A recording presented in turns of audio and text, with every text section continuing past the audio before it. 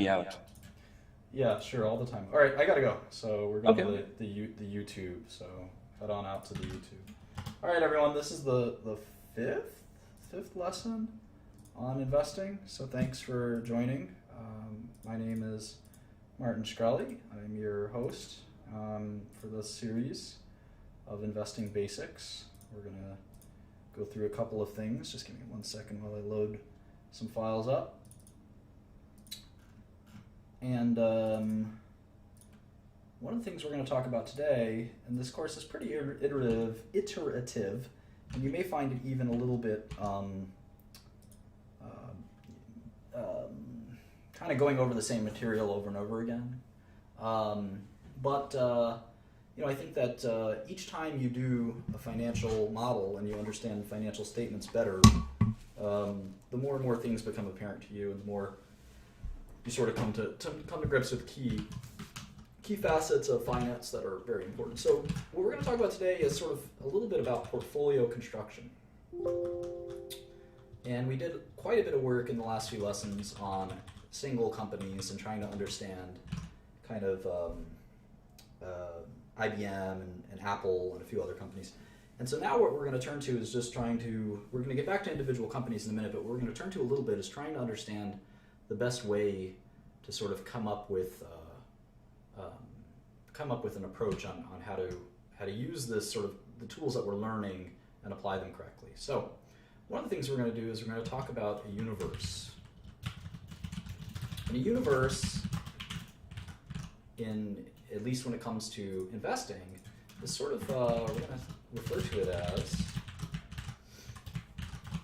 a list of securities that we will focus on. So it's pretty simple. It's basically we're going to, it could be sector focused, market cap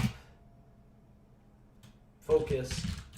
So we can say I'm just going to look at small caps, medium cap, or large cap. You might want to look at small caps because maybe you think that there's more alpha in small caps, or you want to look at large caps because you're investing too much money. You have billions and billions of dollars that you're managing, and you can only invest in large caps because small cap companies are too small to make investments in. You might invest in a sector like tech or healthcare or energy. You might say that you want to invest in growth versus value. Maybe it's a style focused.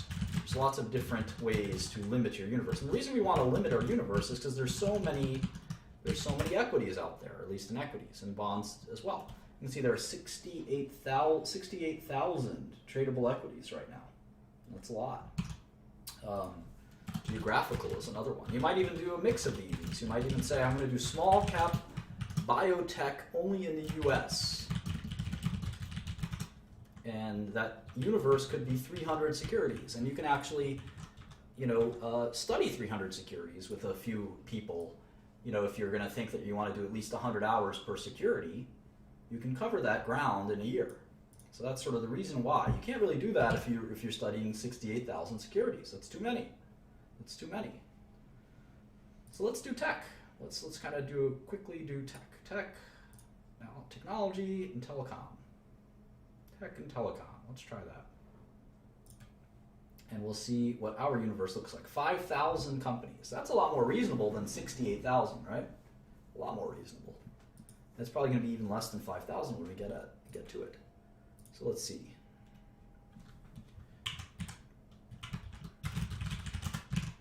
All right, here's tech. So Apple, Alphabet, which is Google, I guess, Microsoft, Facebook. Those are the 4 biggest tech companies. AT&T, China Mobile, Verizon, Tencent, Oracle, Intel, Cisco, IBM, Taiwan Semiconductor, TSMC, SAP, NTT Docomo, NTT, not the Docomo, Vodafone, Qualcomm, Deutsche Telekom, DT, Tata. We talked about Tata yesterday, right? They're like the IBM. Or IBM's big competitor, I think. KDDI, I think that's a Korean. No, it's a Japanese company. BT Group, that's British Telecom. SoftBank, Baidu, Broadcom, who else? Texas Instruments, TI, Telefonica, EMC, America Movil, that's Carlos Slim's company, right? Salesforce.com, Telstra, it's an Australian company. Orange, Singapore Telecom, Adobe, you know Adobe, Etisalat, ASM Lithography, China Telecom, Infosys. These are the Canon, BCE, BCE is a Canadian company, Saudi Telecom, Nokia, Cognizant, talked about Cognizant being an IBM competitor, Yahoo, T-Mobile, who else? Ericsson, China Unicom, Hewlett Packard, that's how low they've sunk. Hewlett Packard, NXP Semiconductor, NXP Semi, and Telecomunicação. That's the top 50 tech and telecom companies in the world. How many did you recognize? How many did you recognize? These are all international publicly traded tech companies, and they range in market cap from 500 billion or so for Apple to 26 billion. 26 billion. We're going to use the Excel freeze panes to freeze it like this. And we're going to save this file, and we're going to call it just tech. And I'm going to upload this to the share drive. Call it tech. Let's put the stock ticker here, Apple. And we're going to put US if it's a US company. MC is market cap, right? And this way we can kind of compare, all in one file, we can compare all of these companies. In fact, we can even make links. Here's our Apple model. We can open it up super fast, check it out, then open up our, we did IBM, right? We can do our IBM model.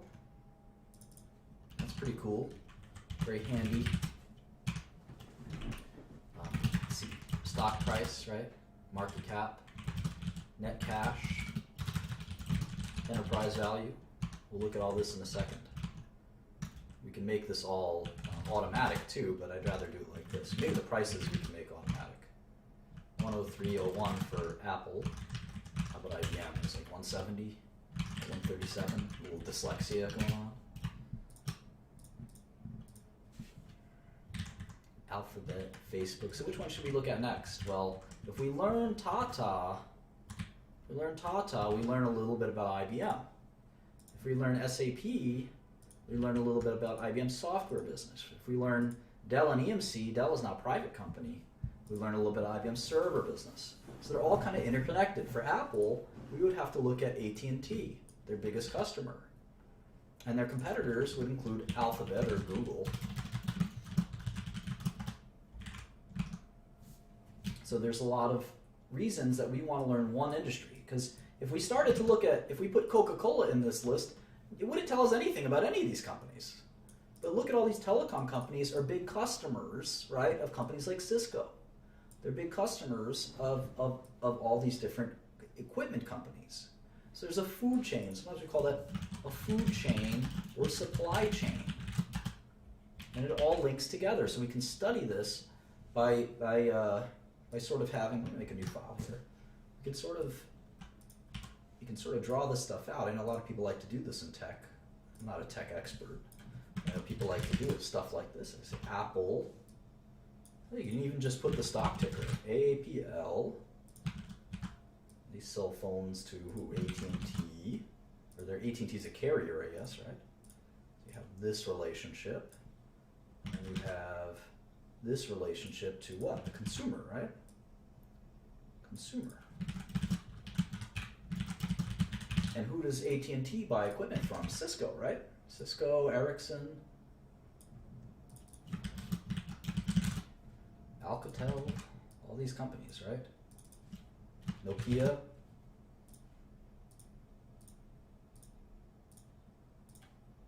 And so forth and so forth. And you want to understand how all this works. Does Apple buy Intel chips, or do they make their own chips? I don't even know. We'll have to learn all of this stuff.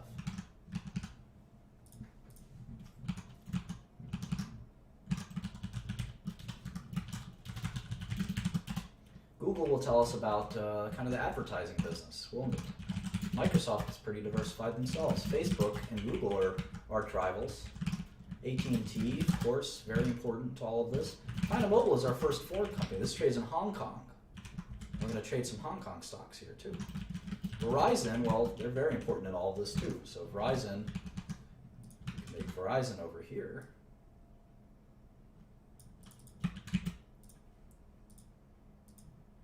We can make this as detailed as we want, or not as detailed as we want. Right, we make it over here. And all of these guys, by the time you're done, this thing will be indecipherable, basically, right? Let's see, this is not accurate. This is kind of goes here. So these guys are competitors, Verizon and AT&T.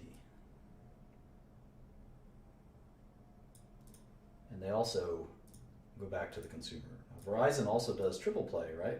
I don't think AT&T, maybe AT&T does have triple play, but I'm not sure. Verizon is a cable company too.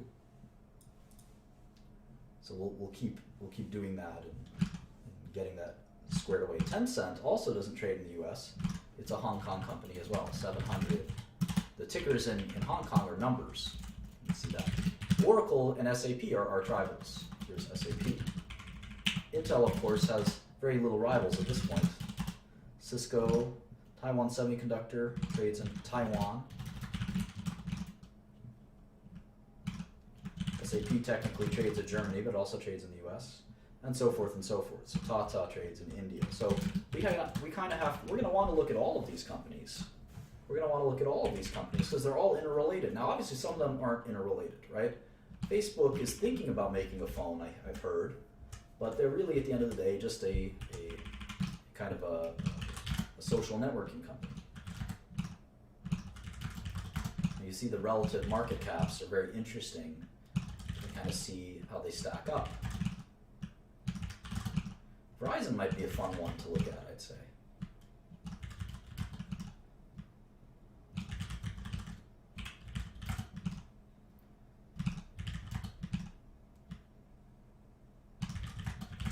Et cetera, et cetera. Now, how about some smaller tech companies? Let's go all the way down here. Let's look for like a tiny, not tiny, but a smaller tech company. Wow, there's so many. Hundreds. How many $1 billion or above tech companies are there? 700? About 701, exactly. Crazy. Do we recognize any of these companies? Half of them are Chinese. Look at that. All these Chinese companies. Stop when we really recognize one of them. Alarm.com? No way, that's a real company. Alarm.com. ALRM. What the heck do they do? It's a $957 million company.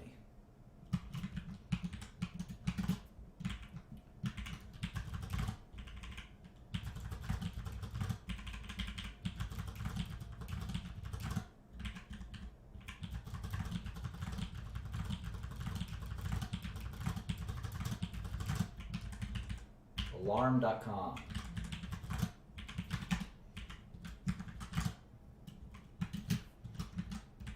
Let's check it out. Easiest way, go to their website.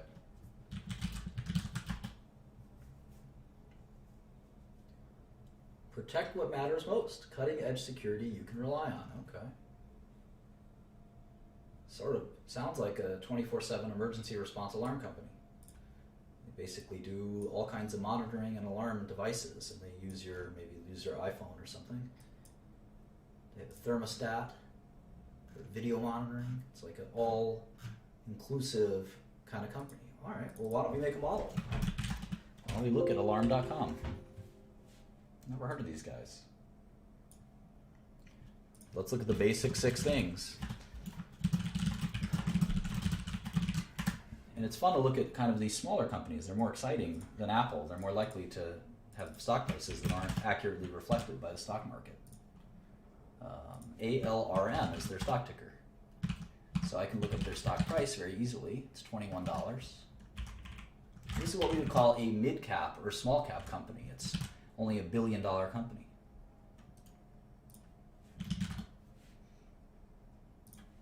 Go to my SEC search box. CEO's 3 alarm. Funny.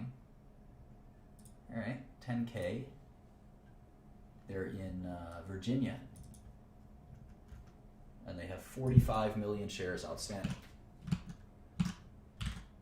45.582 million shares outstanding as of Q4 2015, at the end of Q4 2015. So that makes it roughly $1 billion company. This is much more reasonable, a $950 million company. It would take you $96 million roughly to buy 10% of the company. It's affordable. There's the 10K. All right. First page of the 10K, we are a leading platform solution for the connected home. Through our cloud-based services, we make connected home technology broadly accessible to millions of home and business owners. Software as a service, we're going to see this a lot in technology, SaaS or SaaS, software as a service.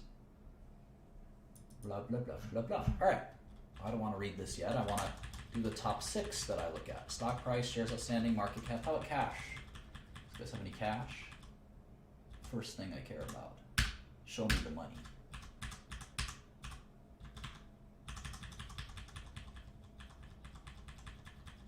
So this is kind of a software company, not really an alarm company. Let's see, cash, 128 million. All right. Young Metro has more cash than that. Accounts receivable, inventory, OCA, TCA, PP&E, intangibles, goodwill. Okay, that's it, 128 million in cash. How about some debt? 6.7 million I spy. That's really it. No debt other than that $7 million. So an $800 million enterprise value. This company on a cash and debt-free basis is worth about $800 million. I wonder if they make money. Just take a quick glance at that. Oh yeah, sure. 200 million in revenue. Holy smokes. Holy smokes. Only 20 million in net income though, or operating income. Cost of revenue, so 130 minus, yeah. All right, cool. Let's make the model.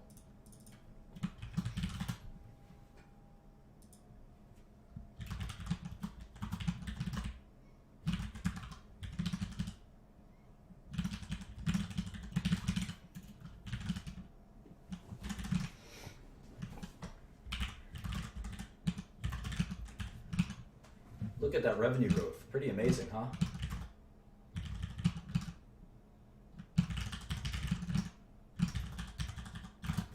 Fast revenue growth.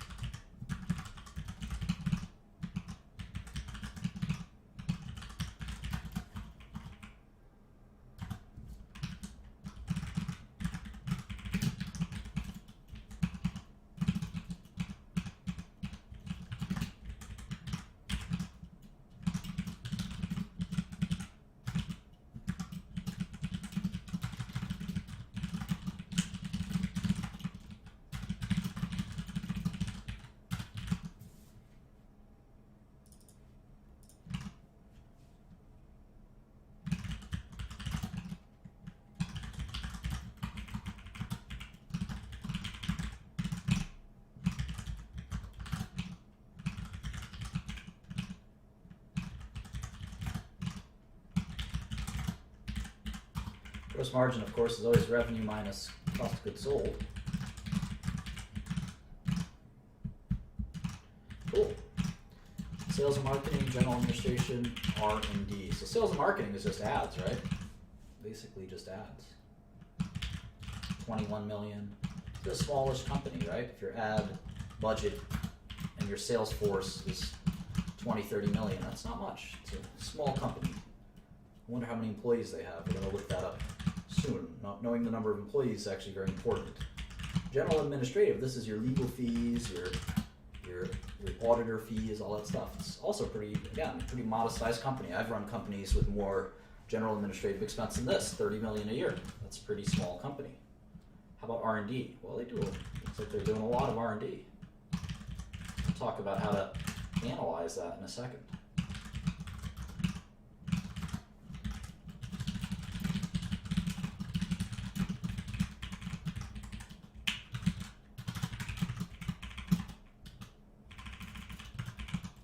You can see their operating income has been rising.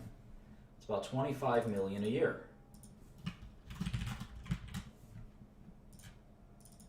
So if it's an $800 million company, it'll take you about 33 years to make your money back.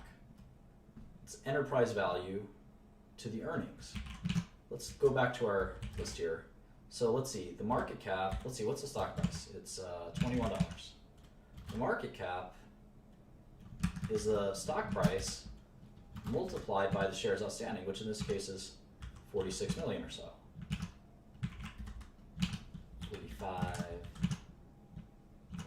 582, is it?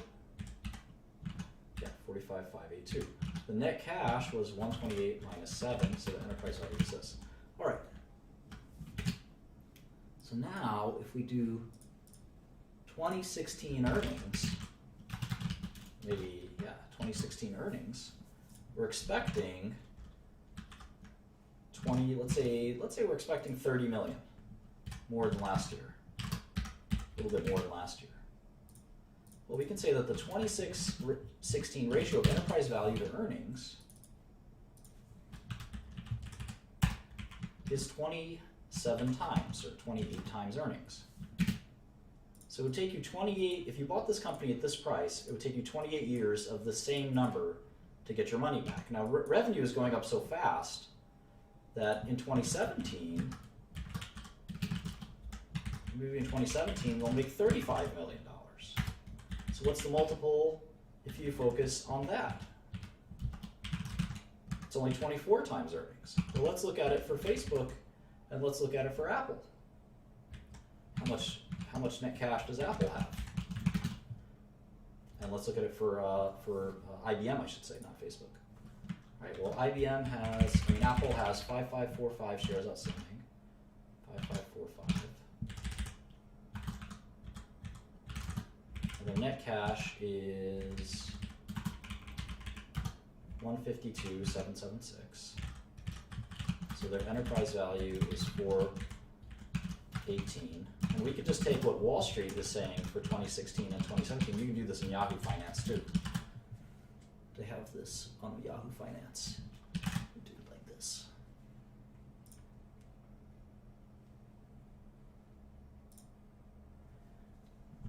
For Apple, they're expecting 50 billion in net income for 2016 and 53 billion for 2017.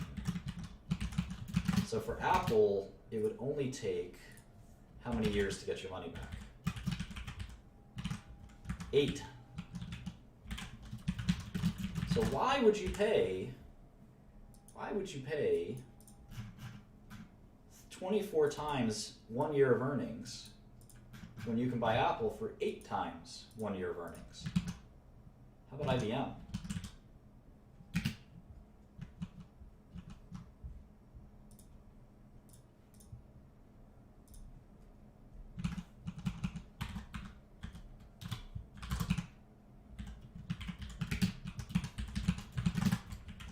IBM.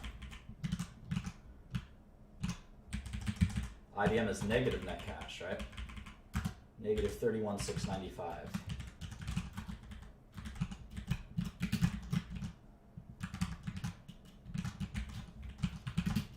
And what does Wall Street think IBM will earn in 2016 and 2017?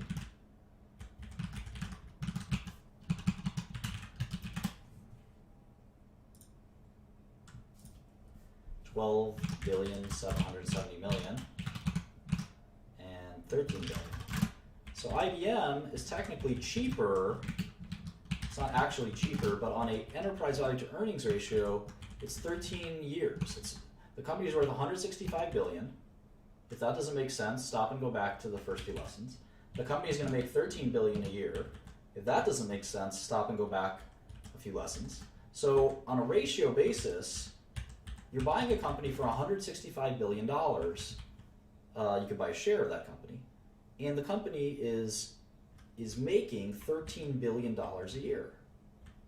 So it would take you 13 years. Apple will only take you 8 years. It's pretty amazing. Do I have this right for Apple? Let's see. Net income. Yeah, that's right. Eight times earnings. Pretty crazy. So people are more concerned that Apple can't keep up these earnings than even IBM. That's what you can imply by this. It doesn't mean that you should buy Apple and sell IBM. It means that the market's very worried that these earnings may fall victim. So it's assigning it a higher discount rate. Because if you do the opposite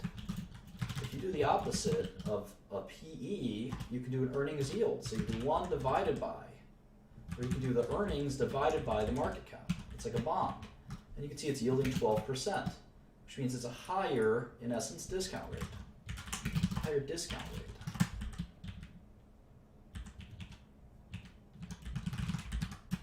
IBM comparatively is yielding 8%. So people think the risk of Apple is much higher than the risk of IBM. Does that make sense? What about Alarm.com? It's yielding 4%. That means people are really expecting Alarm.com to grow quite a bit. That's the way I interpret that. It's a very high growth project. Now, I think the discount rate of Alarm.com is riskier. The discount rate to the cash flows is riskier. But the reason investors are willing to bid so much for Alarm.com is because their earnings are growing so quickly.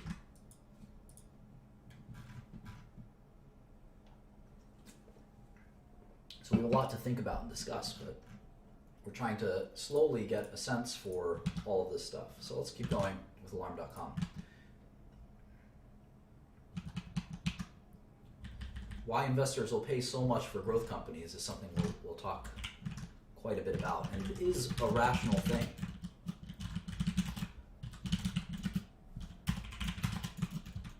It is a rational behavior. A lot of value investors don't think it's rational, but it's not necessarily wise. There's a lot of bad value investors, just like there are a lot of bad growth investors. And I'm the best, man. I'm just kidding.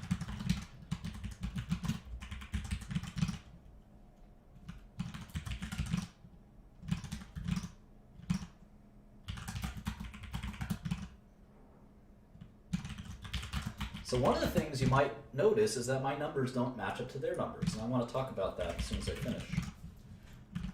And this is how you pick up lots of little things along the way. This is not a class like any other in that we can give you a definitive lesson plan. You kind of have to learn by doing, and by doing we're explaining. And each successive company we do, we've sort of mastered an elementary part of the last time. We're added a new advanced part. Like we might actually do the cash flow statement this time. So I have the following three numbers for net income. I have this company, Alarm.com. They made $8 million in 2013. They made $17 million in 2014 and $18 million in 2015. So I actually have to adjust these. So let's say they'll make 20 and 25. All right, but the 10K has different numbers. Let's close out IBM. The 10K says that they made 4, 13, and 12. 4, 13, and 12. And I have them making 8, 17, and 18. Why? Well, if you noticed, and you watched very carefully, I'd be very impressed if you picked it up, I did not include this line. Amortization and depreciation. Does anyone know why? Who's the smart person? Who's the smart person that knows why?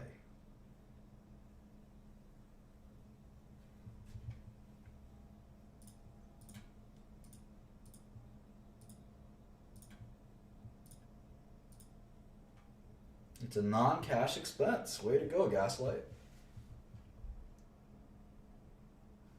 Way to go.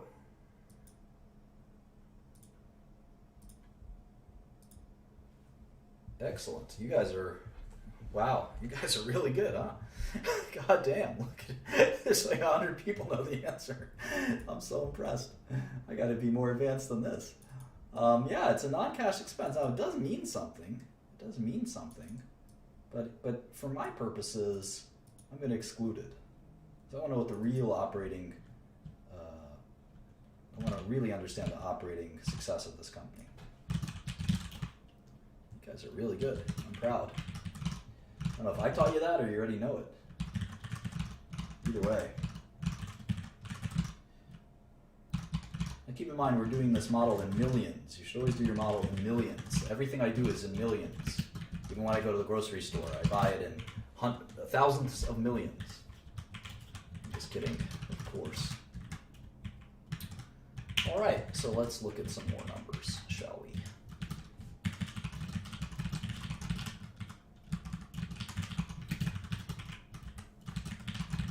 Some of you are fast students, I'll say that. How about margins? Let's do revenue growth. These are the kind of the two metrics they always want to look at for any company. Revenue growth and gross margins. Get my microphone a little closer to me here. Try to move the keyboard away a little bit. Revenue growth. 25% revenue growth, very high revenue growth. We're not doing the blab anymore. It's no co-host worthy. I wish Akil would do it. Akil would be worthy. Margins have been declining. Interesting. Interesting. Oh, I got the wrong thing for margins. There it is. I was going to say, these are low margins for a software company. Margins have been growing. And you see that in a software company, you have pretty nice margins, 60% gross margin. Drugs are about 80, 90% gross margin. And this isn't even a full-blown software company. They have some hardware too here. The software margins have got to be really good. In fact, we can calculate that out. Software as a service gross margin, it's going to be kind of a complicated formula. Let's see. SaaS revenue minus SaaS COGS is SaaS gross profit divided by SaaS revenue. 80% gross margin on software. Well, software is easy. You just hire some programmers, right? There's no goods. It's all digital. So the cost of goods sold is just your programming costs. Pretty neat. I like to write adjust, by the way. Write adjust everything. If you guys ever make my models for me, and maybe I'll pay you money to do that, if you're my employee, you have to write adjust everything. I think that's best because the numbers add up like they would add up in addition. If you make them left adjust or center, they don't look as good. That's why all of these numbers are right adjusted as well. That's how they're made. All right, so let's go to the queue real quick. And I'm wondering, these 13G filings are, remember, for owners who own more than 5% of the company. These are the big dogs. These are the big ballas. That's a technical term. Let me write that down for you. When you file a 13G filing, 13G or 13D filing, you are a big balla. So let's see who owns this company. ABS Capital Partners, Stephen Trundle, maybe the CEO or something, who knows. And, Franklin Resources, a big mutual fund. I'm friendly with some of those guys. And you have the 8K filings, which are the current reports. So we see 10K, which we know. Now we know the Schedule 13 filings. Let's look at this 8K. An 8K is sometimes called a current report. So it's any news, any material news. Current report. And you can basically get everything you need just from the SEC filings. So any material news has to be in 8K. And if you look at the actual Form 8K, you can see here, looks like an SEC form, and it just says, we issued a press release. Attached, please find the press release. Well, here's the press release, and it's the quarterly press release. So pretty simple stuff. And you can see they give guidance. So they're actually saying, for 2016, we expect total revenue of $236 to $240 million. Let's go to our model. Well, last year was 209. So 236 means that's going to be another 20% growth. They expect 236 to 239. Oh, that's less than 20% growth. They're slowing down. In fact, they have to grow only 14%. So they're really slowing down their growth. I bet their margins will still be really good. Let's see. Let's calculate. What do you think their margins would be? 60, it was 58, then 60, then 63. Maybe it's going to be 64. So their gross margin would be 152 million. Sales and marketing, let's see how much sales and marketing has grown year over year. I wonder if it grows faster than revenue. It shouldn't, right? Your costs will hopefully grow slower than your revenue is growing. You have a problem if it goes the other way around. Well, they're definitely investing in it. It keeps growing. So let's assume that their costs grow by 10%. How much income would they have? They've jumped to 34 million in income. I don't know how much interest they'll have. You can see they have taxes. So let's say they have 30% taxes. So we'll do 24 million. 24 million in net income for 2016. But I'm curious why they're only forecasting 14% growth. That's sort of like a somewhat weak growth compared to the last several years. Now, it might be because they're just a bigger company and you can't grow forever, can you?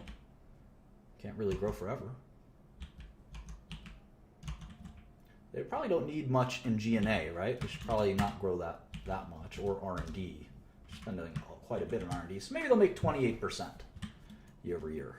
And if you look at net income year over year, it's kind of interesting. If you have 14% growth in net income, how much growth should you have in 14% growth in revenue, how much growth should you have in net income?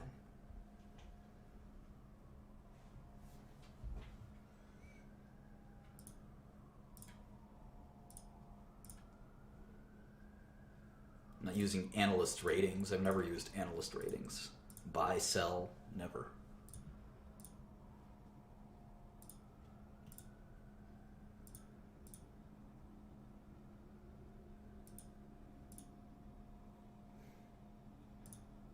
Yeah, it depends on expenses. It should be higher, hopefully, than 14%.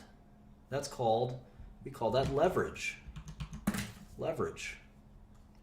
And I'm disappointed that so many of you got this wrong. I'm disappointed that so many of you got this wrong.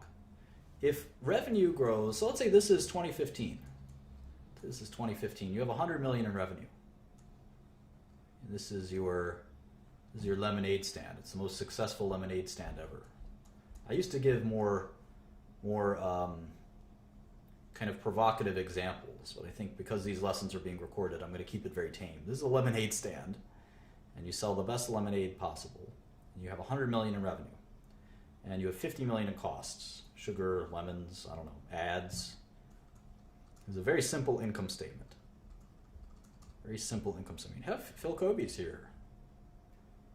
So you have 50 million in profit. Let's say your revenue grows by 10% for 2016. What's your revenue? It's 110 million, right? And let's say your costs only grow by 5%. That's what, 50, help me out here, 52.5 million? Right? So what's your profit? It's 57.5, right? Or is more than that? It's 67.5. I need a calculator. Hang on.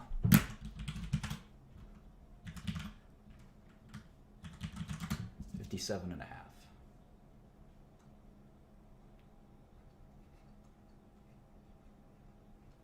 So what is the percentage increase? It's more than 10%. We call that operating leverage. What if the costs grew the same amount?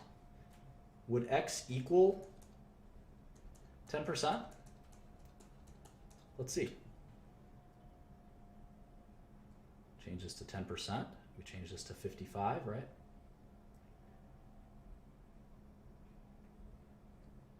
This becomes 55 million. And its X is 10%. So if revenue growth is greater than cost growth, Therefore, revenue growth will be greater, or net income growth will be greater than revenue growth. And that's what we hope. We hope that we don't have to, we can grow our revenue faster than we can grow our costs. If that makes sense. All right.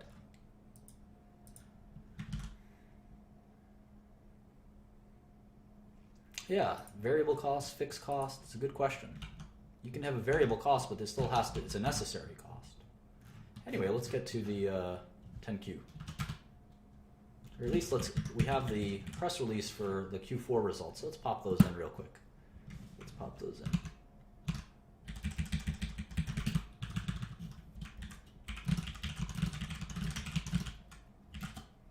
Where are we? Q4 15, right? Maybe we can do it like this.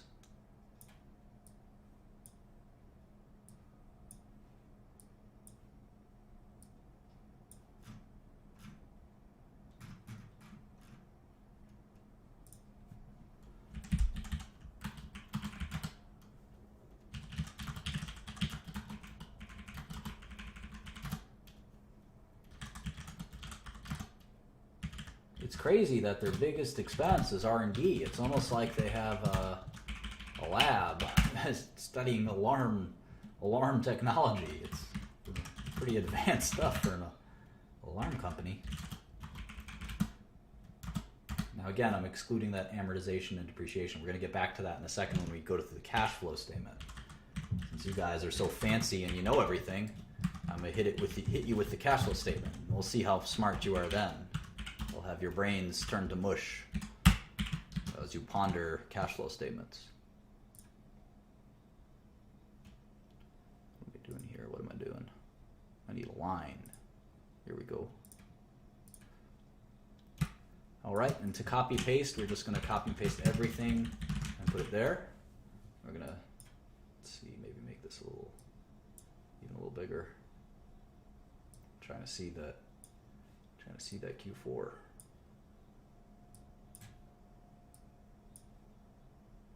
Of last year. There it is.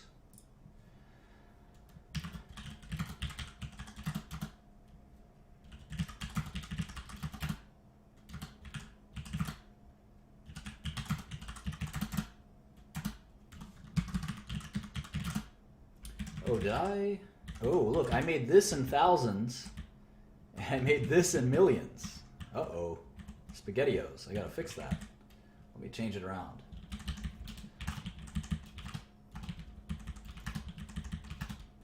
Like I said, only deal in millions. Apparently I dealt in thousands just there.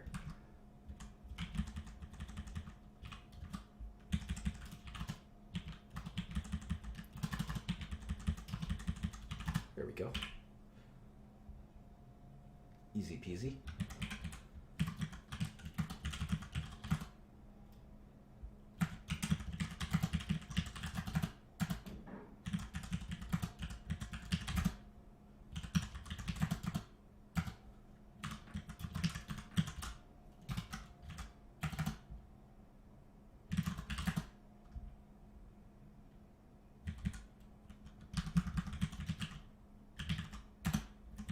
All right. I wonder how much revenue grew in Q4 year over year. 25%. So why would they tell us that 2016 is only going to grow 14%? Maybe they're being very conservative. Some companies like to do that. I always just like to tell investors the truth. This is how I feel. I might be off up, I might be off down, but that's how I feel. Look how fast their costs are growing. Costs are growing faster than their revenue. Crazy. Madmen here. Their R&D is exploding. And that's why their net income is not growing. They actually made, even though their revenue grew by 25%, their net income fell. Crazy. These guys are really investing in their business. They may be just overspending. Never know. That's why you have to judge management and see if they're making smart investments. All right, let's go to 10Q for Q3. We're pretty slow here. We gotta pick it up. And again, it's pretty good because you can just copy and paste these formulas.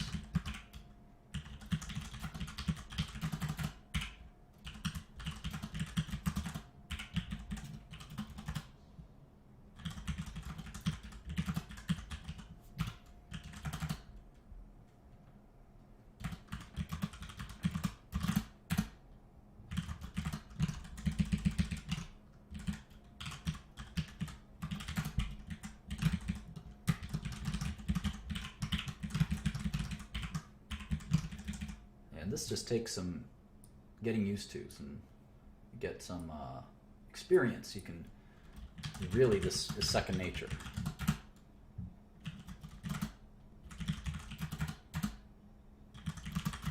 And that's why you have to practice. I mean, there's no two ways about it. You got to do hundreds of these, and then you really start to learn. You got a sixth sense about business, and this is all free. You can sit here and model companies all day long.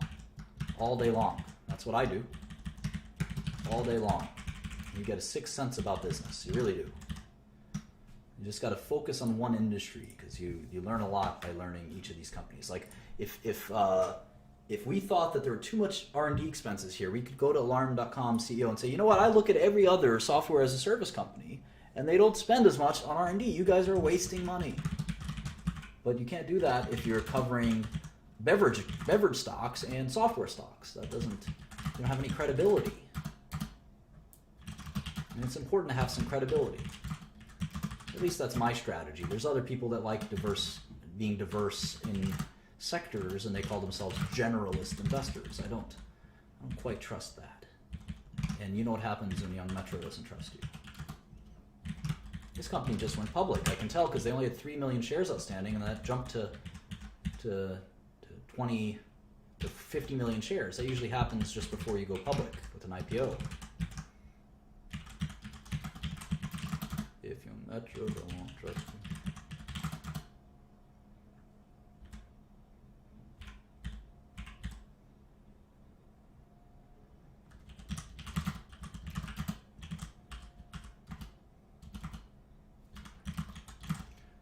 Yeah, I've gained a ton of credibility in pharmaceuticals by knowing just about everything about pharmaceuticals. It really, I think, what was it, was it Vanity Fair? They said anonymous pharma CEOs said they were humbled at how smart Martin was about pharmaceuticals. Well, I don't think I'm very smart. I just kind of focused on it. And if you do it all day, you can be an idiot and it still kind of sinks in. See, these guys don't have that many 10Qs because they've only been public for so long, so they never filed a Q1 10Q. Isn't that cool? We can actually use the 2015 numbers to reverse engineer it. 2015 minus these 4 quarters, three quarters, and we'll get a full year number.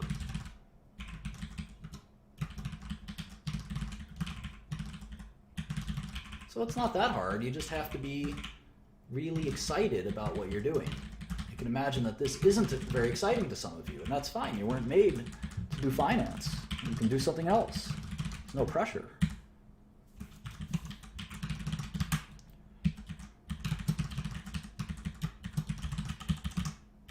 I don't think I'm a genius. I just think I love pharmaceuticals, so it becomes so easy for me to study hundreds of pharmaceuticals because I love it.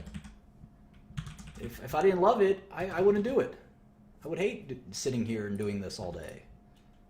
I love investing too.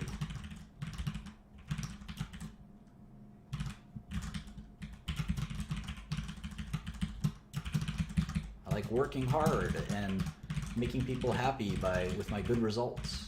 It's a great feeling.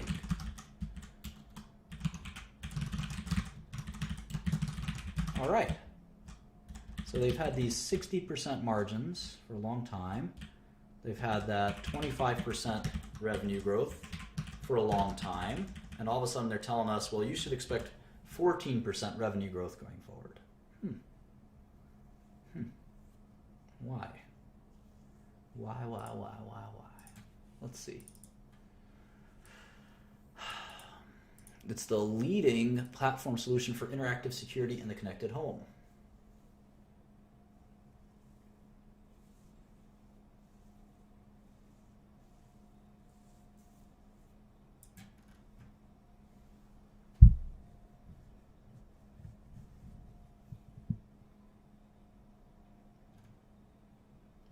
even gave us guidance for Q1. They said 39.4 million for Q1. 39.4 million for Q1, which is pretty similar to last quarter. That's why their revenue growth is slowing down. They know what, well, that's still 25% growth. So how the heck are they going to slow down that much? Just seems to me that they're being too conservative. They're being too conservative with their numbers. And I don't personally like it when companies do that. I think they should just be honest.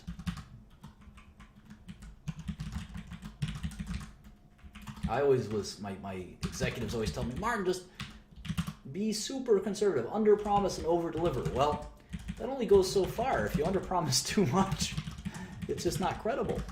I don't believe in that. A lot of people don't like that. But I like to keep it real, as you know. Like Dave Chappelle. Look at their tax rate. They're an American company. They probably have only American customers. So their tax rate should be 35%, but occasionally it's not. That's a big problem for a company when your tax rate is 35%. It's very hard to succeed. Maybe this will be their future. It's hard to tell. Their New Zealand market, Jesus. I wonder how many customers they have in the U.S. I wonder how many employees they have. All these things are jumping into my head. I want to know everything about this company. Here's a cash flow statement. We got cash flow, 27 million. That's more than net income. Their net income was 11 million. That's a big difference. Looks like some of it could be one-time in nature, swings in accounts receivable and things like that might swing back. We'll talk about free cash flow and stuff like that. I don't know if this is the best company to do cash flow statement on. But we got our first software as a service company, so maybe we can even put that down here as a sector. Software as a service. You're going to see a lot of these. Anyone know what the biggest software as a service company is? Who knows their software?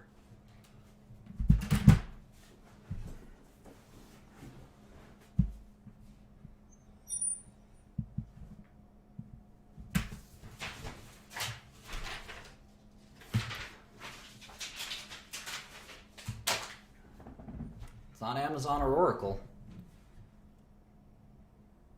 Q1, Q2, it's quarter one, quarter two. It's Salesforce.com is the way I would think of it. Definitely Salesforce.com. I mean, pure play company. Software as a service, I would say. Salesforce.com. When I think of software as a service, I think of a company that is charging you a recurring fee, recurring monthly fee, something like that. That's software as a service to me. Salesforce.com. Yeah, maybe Oracle, but Oracle is more of an enterprise. In fact, let's write that down. Oracle Enterprise Software. And Salesforce is kind of like hybrid enterprise software as a service. This is IBM, I'm writing consulting. Consulting off outsourcing. That's what IBM is. Pretend that they're the cognitive computing bullshit, but it's all they are is a consulting and outsourcing company. How about Apple? Consumer electronics, right? Consumer electronics. What's AT&T? Telecom? Maybe we just call it carrier, or just telecom. Verizon's telecom, China Mobile's telecom, and maybe we just take telecom out and we move it to the bottom. We say, I don't want to look at telecom. I hate telecom. Put telecom down here. Maybe you don't hate telecom. Maybe you just want to look at it separately. Apple's gross margin is about 40%, I thought.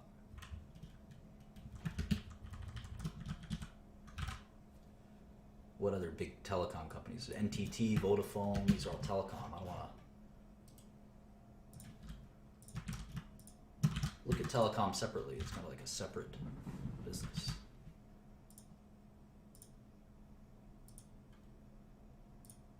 Telefonica, VT, DT.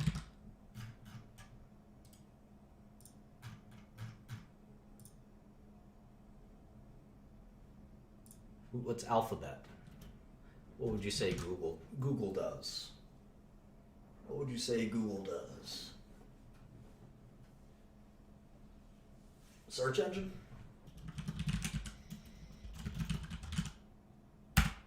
How about Microsoft? Enterprise software? Business software?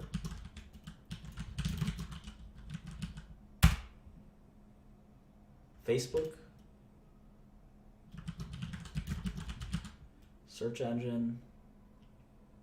Or social? Cloud computing? Web advertising? How about Tencent? I don't know Tencent that well. Tencent's like a portfolio company. Intel is semiconductors. Cisco's networking equipment. TSM is semiconductors. I think Qualcomm's like a weird mix of different things. It's like licensing revenue and stuff like that. KDDI, isn't that a carrier?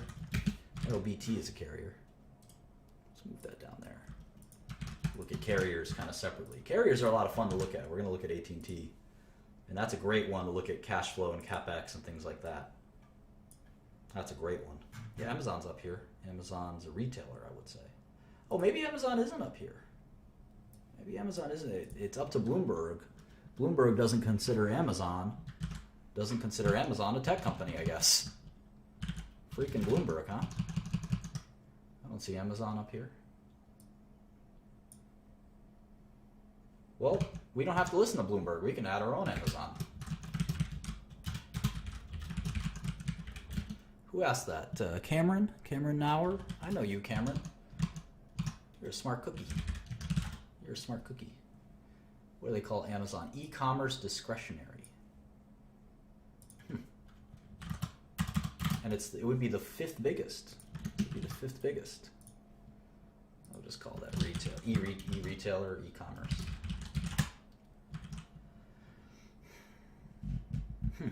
I think it's a tech company.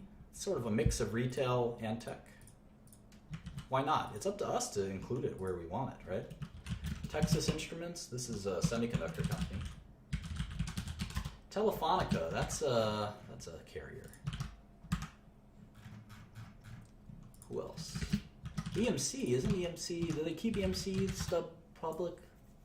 And Dell owns most of that now, right? American Mobile is a carrier.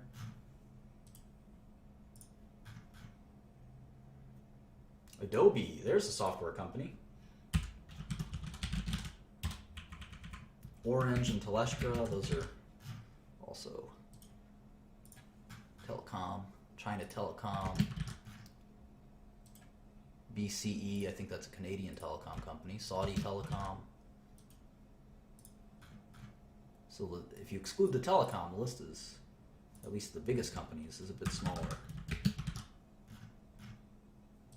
It's a lot of fun. I like tech. I almost did tech for a living.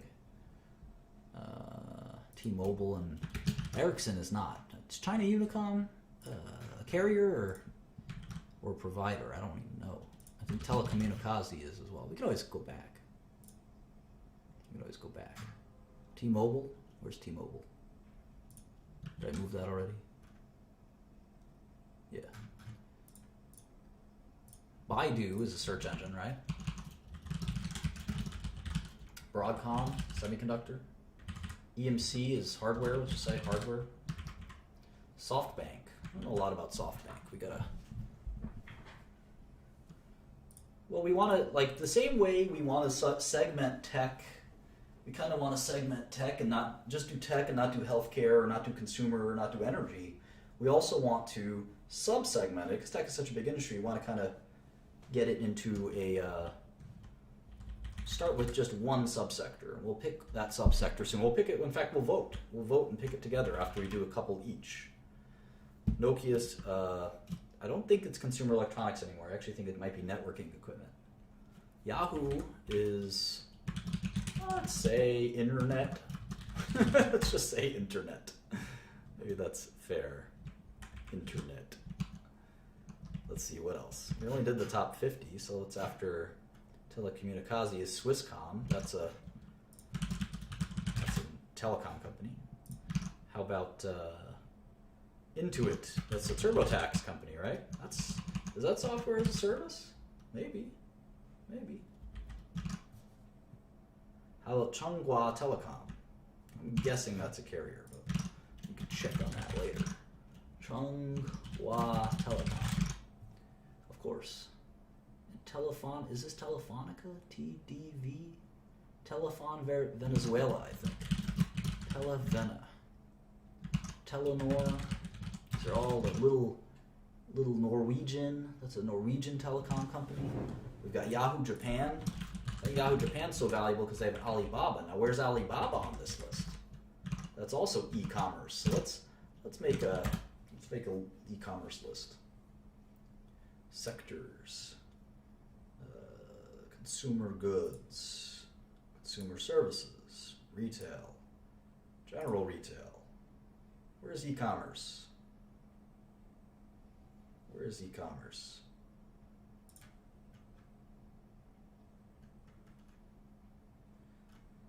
Tech,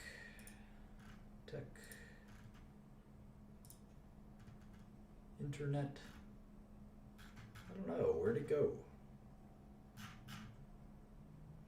I want whatever Amazon is in. Whatever Amazon is in. Let's see if this will work.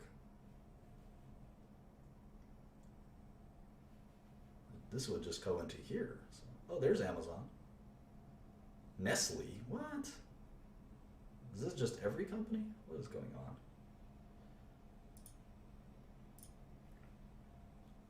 Sector. Oh, I put consumer. Did I put all this stuff? I just want internet.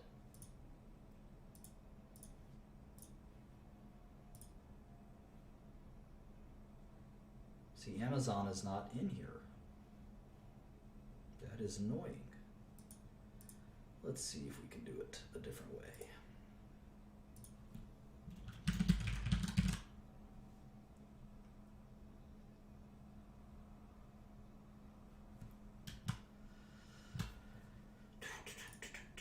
There's different classifications, so let's try this one.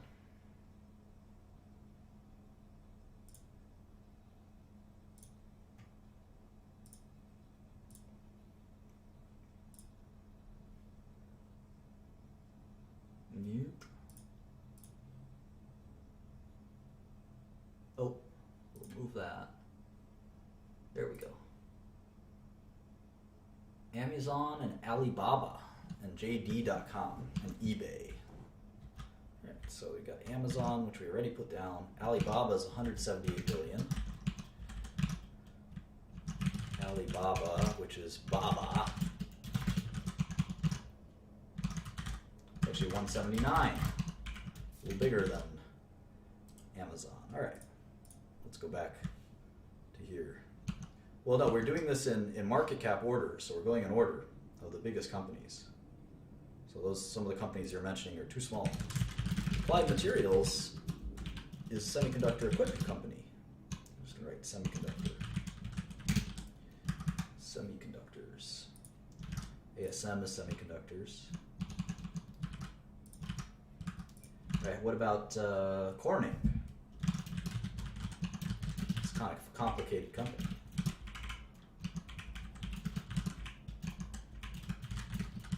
Well, NXP Semiconductor is a semiconductor company. I think we're pretty confident in that. What does Hewlett-Packard even do anymore? We'll call that hardware? Poor Hewlett-Packard, huh?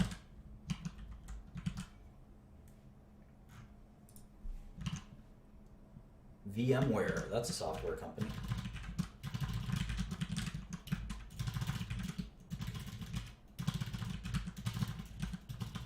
Oops, we got fat fingers today. Is that software as a service? I don't know. Enterprise software, security software? TeliaSonera, that's and Telecom Italia, those are both carriers, I think. These foreign carriers are very interesting stocks, I must say. ARM Holdings, I think that's a semiconductor company.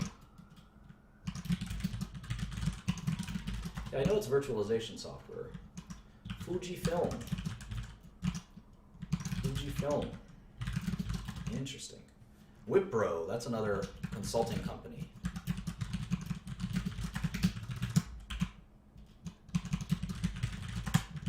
I know Wipro. What's Bharti Airtel? Bharti Airtel, I think that's a carrier in India. Bharti Airtel. Hynix, that's a semiconductor company. SK Hynix, Korean.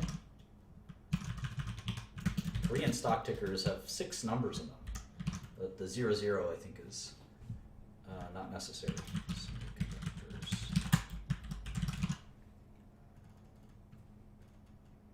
Dassault, HP Inc. I thought we had Hewlett Packard. Oh, they split it. It's HPE, Hewlett Packard Enterprises. I didn't know the split was done. And then there's Hewlett Packard. Huh. Dassault is a French, I think, software company. HP Inc. I don't know the difference. One of them must be hardware. Rogers Communications, that's a carrier. There you go, enterprise and consumer. Heady Holding, I don't know what that is. Heady Holding, Chinese company. NetEase, I think, is software. Level 3 Communications, it's not a carrier, Level 3? Pretty sure it is. What else? It's a lot of fun to me. HCL Tech. I don't know HCL Tech. I think it might be a consulting company. Indian.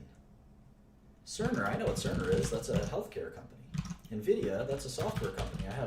I'm their biggest customer.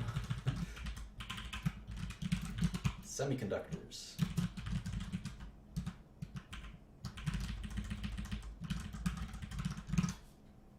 It's NVIDIA's, how big is NVIDIA? 17 billion. 17,500. Let's take alarm.com and pull it down where it belongs.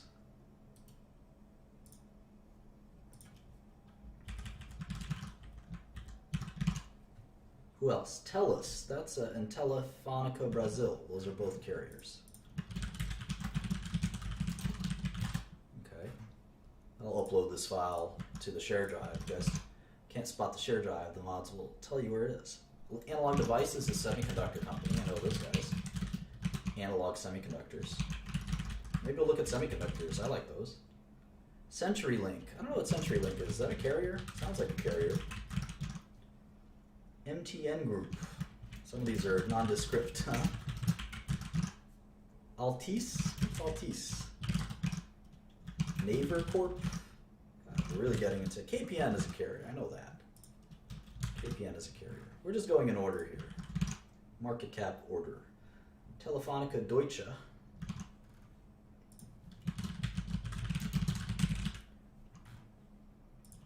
Is it a cable company, CenturyLink?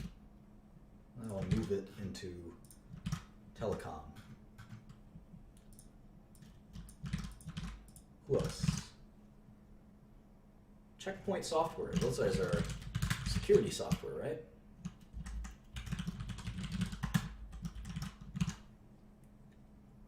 SanDisk. There we go. That's a hardware company.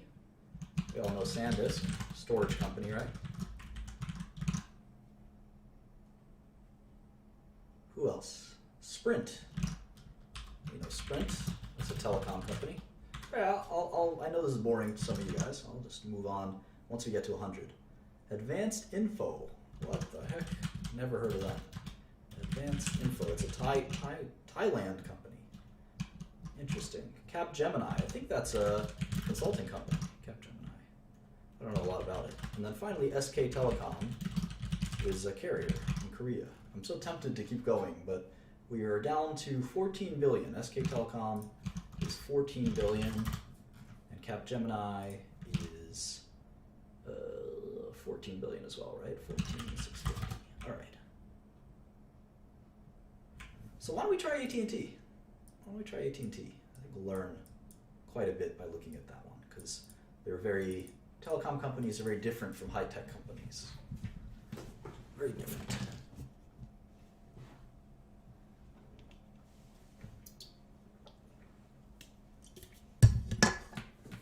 All right, let's make a new model. Let me put this over here. Don't need the stylus. All right, let's close our alarm.com model. We'll get back to it someday, I'm sure. Let's make the link. Let's make that link. Here it is. Let's do AT&T real quick. What's the stock price of AT&T? It's $37.93. All right. We're going to look at the 6 things that we care about the most. And this time we're going to do a cash flow full model for AT&T. This is going to be at least an hour, so buckle up. And this is going to be a real roller coaster. I feel like I should drink a cup of coffee. Maybe I will. AT&T stock ticker is just T. It's kind of nice. And I always save my models as the stock tickers. Maybe I'll brew a coffee. Give me 5 minutes while I brew a coffee. I got to go ham on this one. You guys are in for a treat.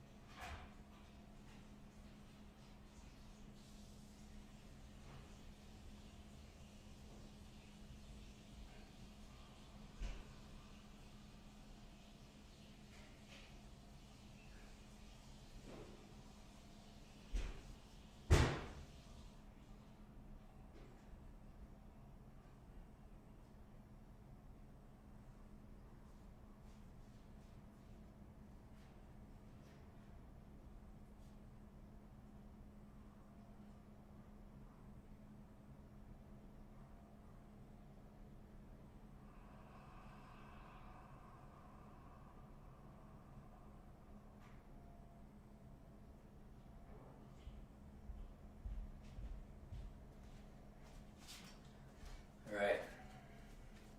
Let's get ready to rumble. I'm going to need this stylus because I'm going to teach you guys all about some serious business in a minute. All right. We're still on the SEC website, which is helpful. We're just going to type T for AT&T. Their most recent 10K. Most of corporate America has filed 10Ks recently. All right.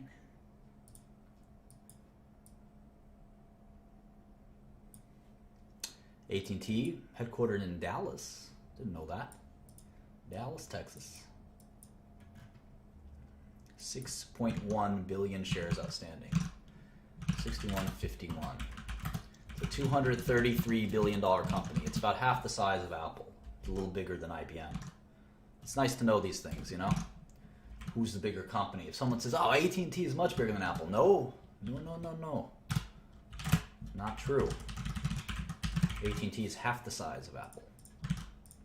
All right, so I'm going to go to our handy-dandy comparables, and I'm going to put down AT&T stock price, multiplied by 61.51. There it is. All right, how much cash do these bad boys have? Well, they're like any other company. They have two parts to the annual report. So you got to click here. Let's look for that balance sheet. My eyes can just spot the structure of a balance sheet even though I'm scrolling like this. I immediately see it. You too will develop this sixth sense. All right, cash, 51.21, $5 billion in cash for AT&T. Accounts receivable, prepaids, other current, et cetera, et cetera, et cetera. Investments in equity affiliates. I'll count that. Why not? YOLO. So they have $6.7 billion in cash. How about debt? Holy smokes. Look at this. Long-term debt, $118 billion. $118 billion. They have $7 billion in cash and $118 billion in debt. So the enterprise value is a whopping $345 billion. Debt maturing within a year is another $7 billion. So AT&T is the most debt that we've ever seen in a company. The most debt we've ever seen. And they even have this pension debt, which is $34 billion, which is quite a bit. Quite a bit. I wouldn't underestimate that. Pretty important.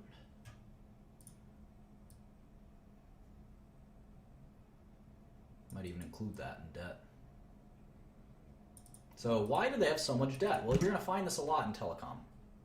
You're going to find this a lot in telecom. Telecom companies have such dependable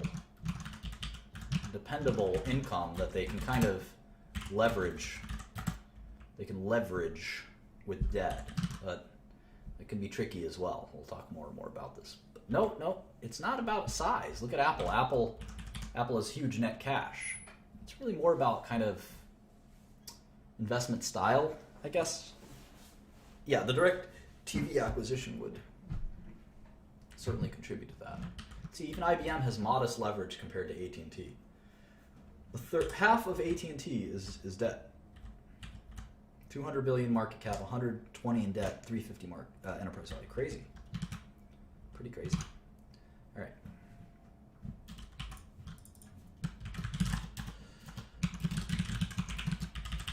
First quarter, second, third, and fourth quarter of 2014. Same thing for 2015. The year is divided into 4 parts. We call them quarters, 3 months apiece. Unless someone is asking that very basic question.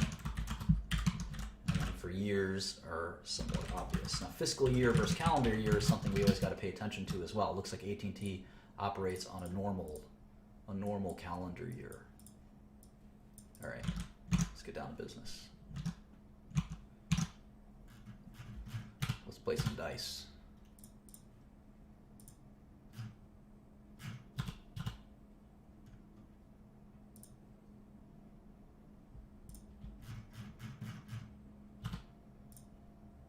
All right, here's I'm out of the 10Q. I went to the 10K. I'm into the 8K for the Q4 earnings release. If that makes any sense to you guys.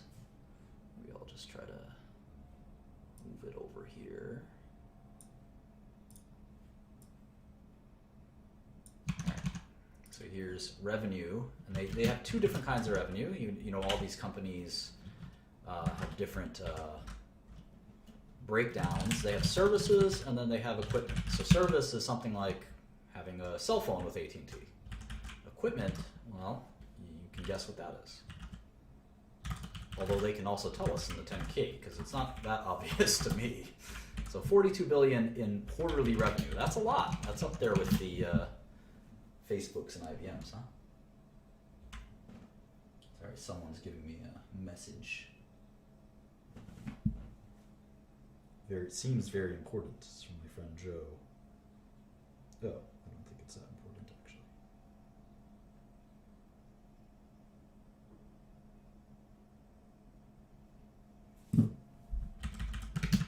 All right.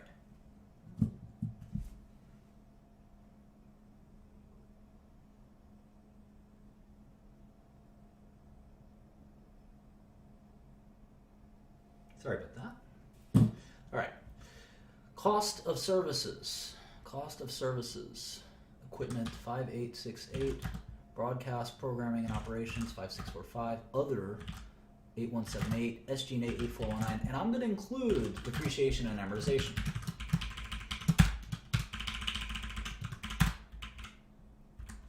I'm going to include it, and you'll see why.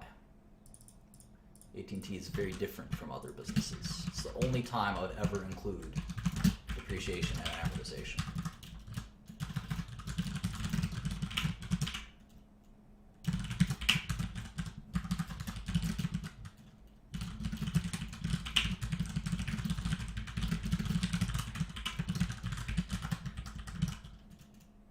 Interest expense. Look at how much interest expense they have.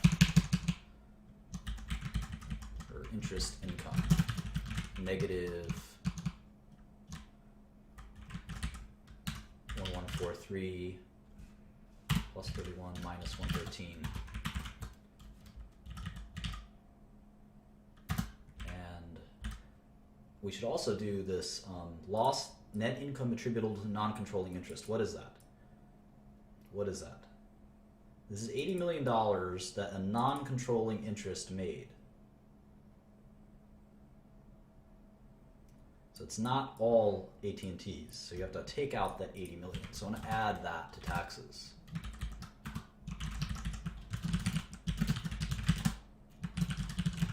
Call that minority interest. So it's $4 billion of net income in 1 quarter. So immediately I'm going to say, all right, so first I see that's it's about 10% margin. And I look at it year over year and I see that it was 34 billion last year. So that's pretty powerful growth. I'm wondering if that was due to an acquisition. It probably was. AT&T would normally grow that fast.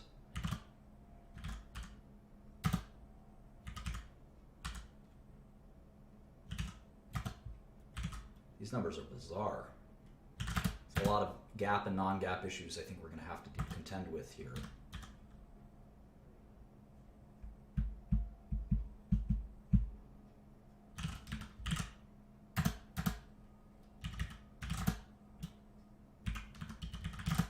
We'll talk about that in a minute.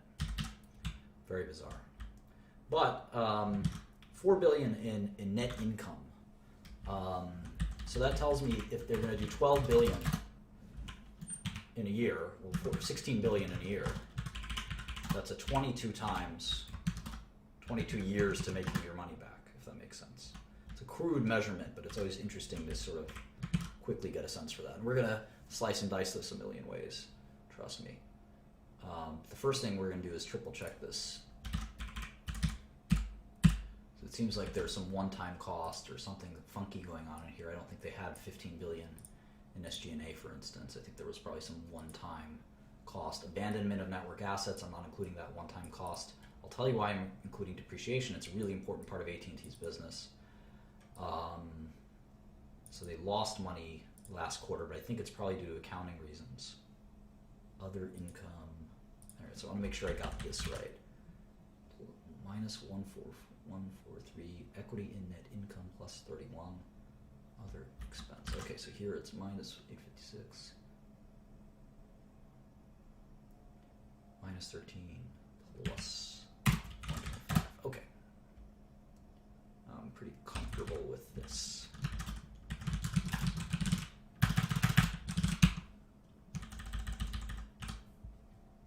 Let's see if AT&T gives us like a GAAP, non-GAAP breakdown. I think that would be very valuable. A lot of companies do that. You can see they have a lot more shares outstanding in 2015. They probably issued stock to do that acquisition. This will be fascinating company to look at. Let's see if they do GAAP, non-GAAP. They definitely give us business segments, wireless, fixed, legacy voice, etc. Video entertainment. See if they give us, there's a balance sheet, cash flow statement we'll get back to. They have subscriber data. This is really important stuff. See if they do non-GAAP. Here we go, non-GAAP reconciliation. Interesting.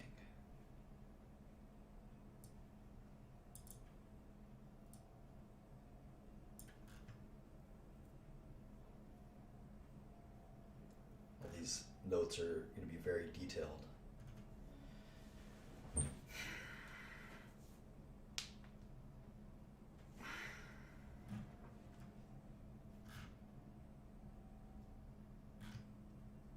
So they're telling us that our adjusted EBITDA, there's an actuarial gain or loss on a benefit plan. This is hilarious stuff. So this is going to be coming out of SG&A. So I'm going to take this SG&A, which they reported to be 14.765, and I'm going to remove 78.69 because they had a one-time cost. And then you can see all the numbers flip amazingly. So now operating income is 4.5 billion.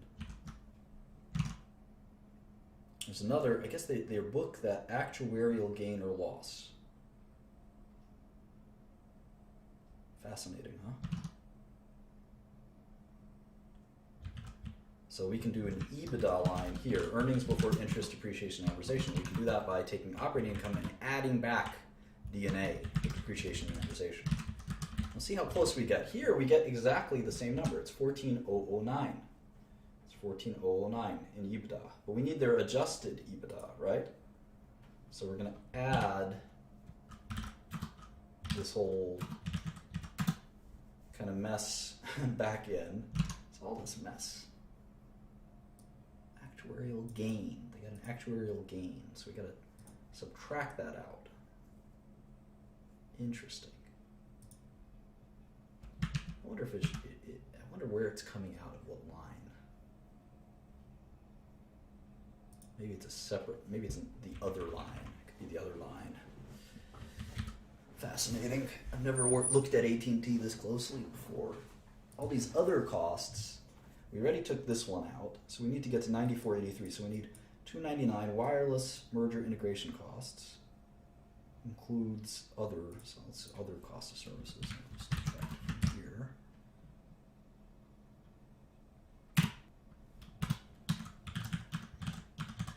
Alright, so we get 94.83 here, and we're trying to get 12,276 here. So I need to take 2 billion from somewhere, and add 2 billion somewhere. Maybe we'll add it here. It seems like it makes sense.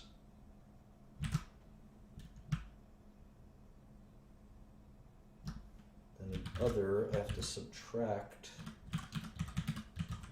36, and there we go. It's 12,276 EBITDA. This is such complicated accounting.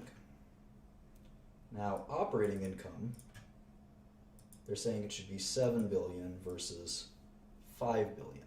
So here we're close. It's 49.16 versus 49.80. Here, there's amortization of intangible assets. I think we can add that back to D&A. So subtract 1273. There we go, 70.72. Perfect. And here, we do the same thing with D&A.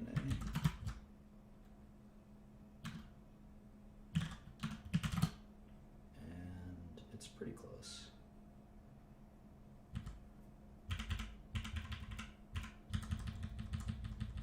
All right, so yeah, getting these quarters exactly right is pretty tedious because of their crazy, you see all this reconciliation. Accounting in telecom is pretty dense stuff. Let's move on to the 10 key. And it's our choice as to how much we're going to take their numbers or their adjusted numbers. This is definitely a bear of a company to model. Some of them are going to be practically impossible and difficult. I wouldn't say practically impossible, just difficult.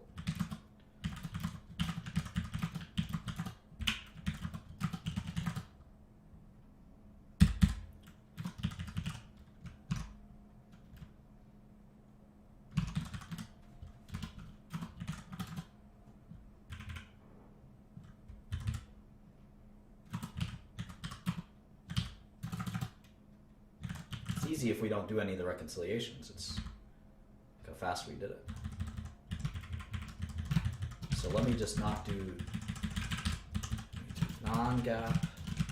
I'll just write up here kind of what we've done. I'll just do the GAAP real quick. I'll go back to do non-GAAP.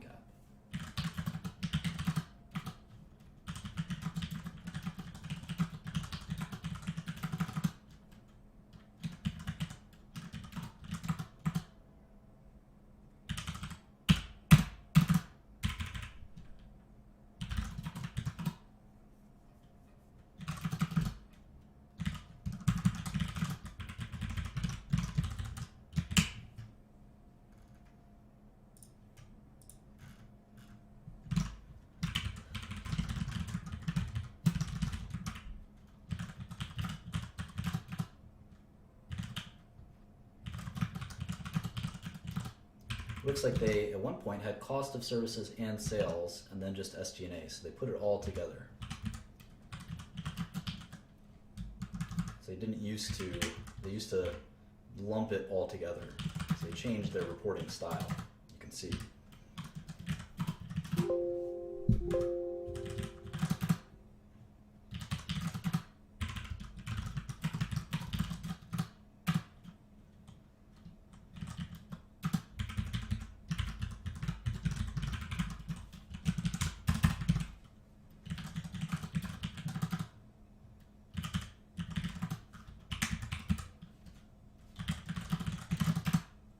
More granular, that's a term you should be familiar with. Granular, more detail. Can you be more granular? A very common question in business. I do have an Instagram account. It's Martin Shkreli 15. I have one photo, which is my last home cooked meal. So it's probably an imposter.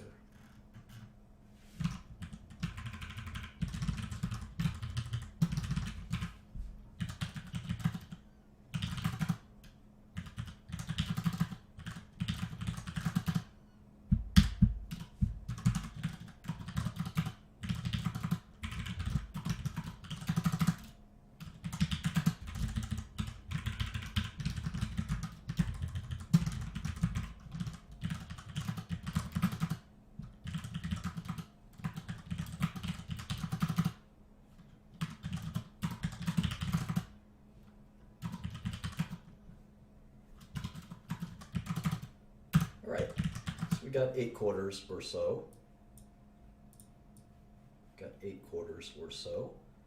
And we can start doing some summations.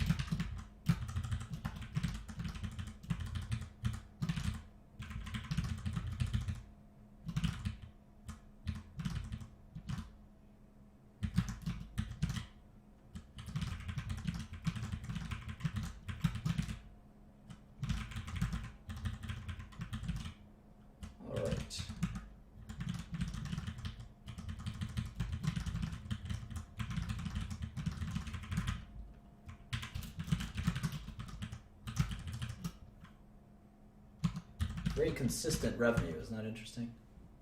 Prior to their merger, every quarter, 29 billion, 29 billion, 29 billion, 29 billion, 29 billion, 29 billion, and then it jumped up due to the acquisition. But you can expect consistency from a telecom company because the customers are the same customers every quarter, basically.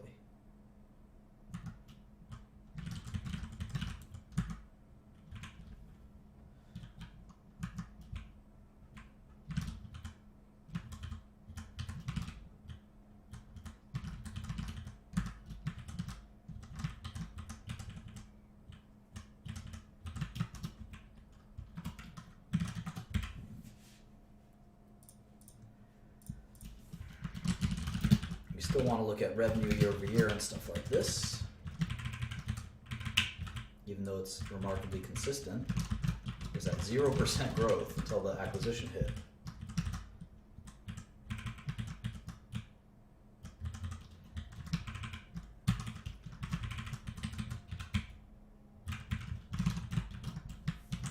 All right, now we're going to have some fun. Now that the income statement is done, we've done a bunch of income statements. Let's do the balance sheet. We've never really done a balance sheet. Might as well start right here. Cash. This is Q1 15. Accounts receivable.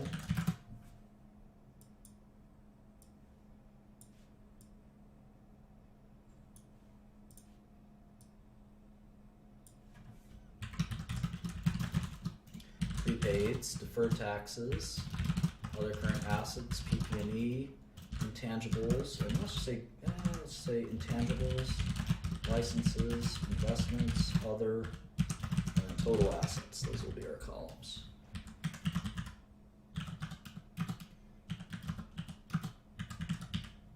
It's fascinating if you see how much PP&E they have. That's all telecom equipment.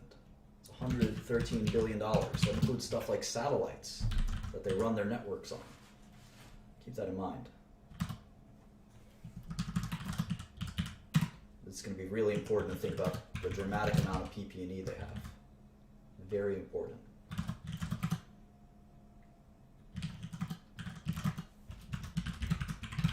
So the sum is the same as their sum, 308.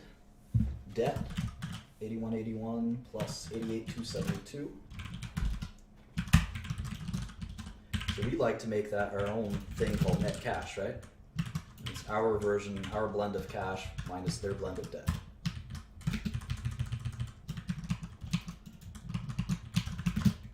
So let's see, debt, accounts payable, advanced billing, and let's say customer deposits, accrued taxes, dividends,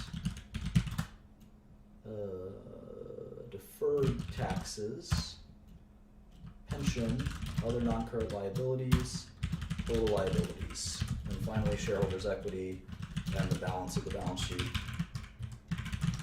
All right.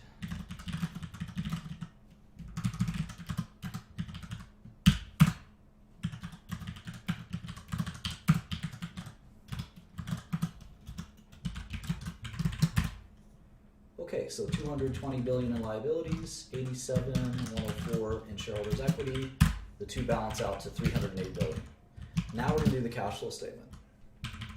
How does the cash flow statement work? What does it look like? This is our first time. This is our first time for everything. So this is our first time looking at the cash flow statement. Make sure my date doesn't get angry.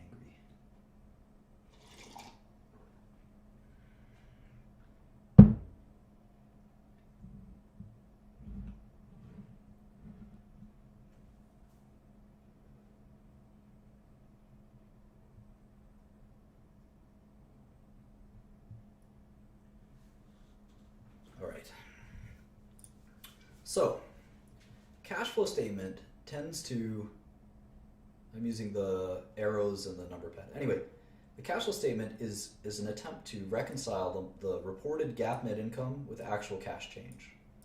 So we're going to have a couple little things here. We're going to say reported, we're going to do our model net income. I'm just going to link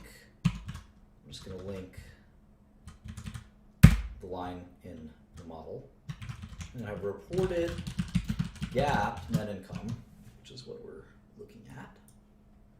In this case, it's 3276, $3.2 billion. And we're going to add back depreciation and amortization because it's a non-cash charge.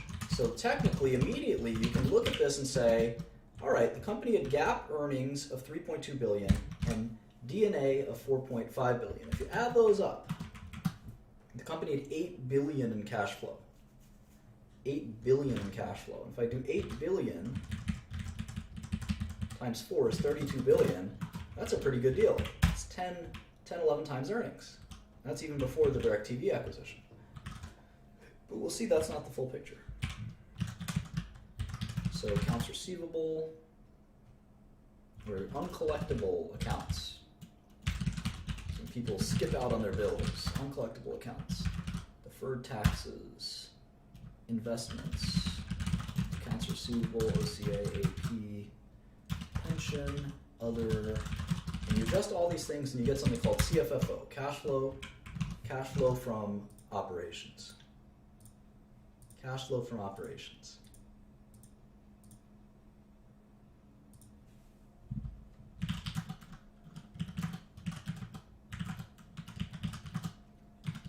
And why do we make all these adjustments for other things? It's interesting. It's an interesting story.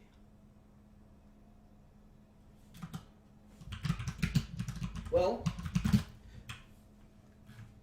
here's a puzzle for you. see who's really paying attention and who really understands this stuff. And go back to our lemonade stand.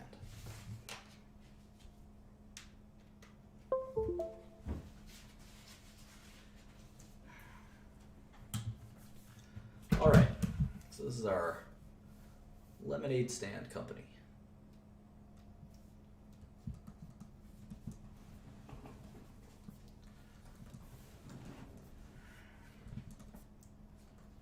And it's based in Brooklyn, New York, my hometown. Q1, let's see, Q4 15, most recent quarter. Had revenue of $50 million. Great business. My lemonade stand's killing it. I also sell chocolate for my basketball team. My costs in total were $25 million. And my profits, as I mentioned, were $25 million.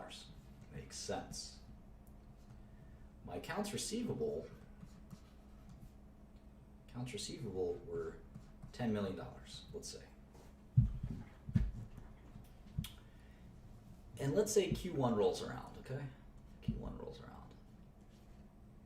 Same revenue, same costs, same profits. But as my accountants and my finance team are preparing our balance sheet, so the income statement, as we're preparing the balance sheet, we say, okay, John, how much do our customers owe us this quarter? Remember, the balance sheet is as of the last day of the quarter. It's coming up. Pretend it's April. So we added it up, and our customers only owe us $8 million. So what happened? What happened between here and here? Let's say our cash as well went from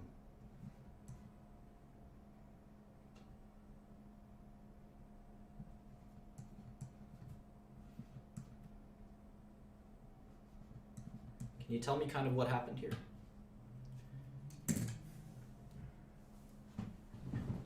Accounts receivable, of course.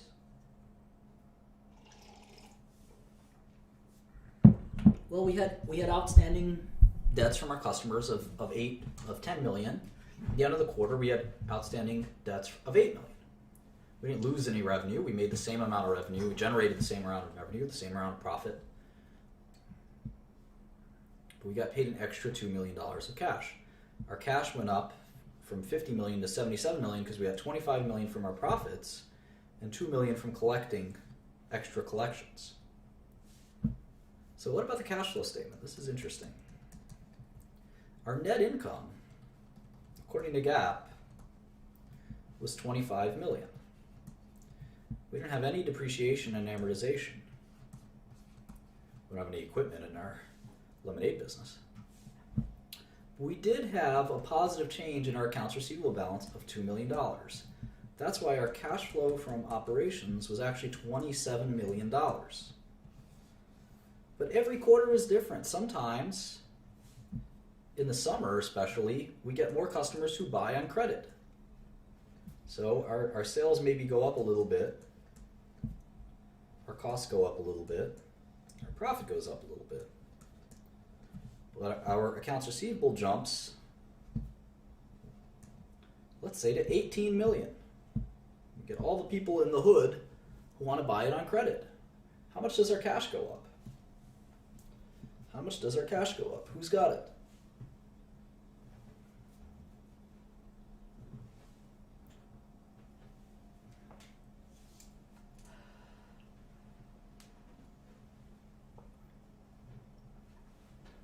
What's the number?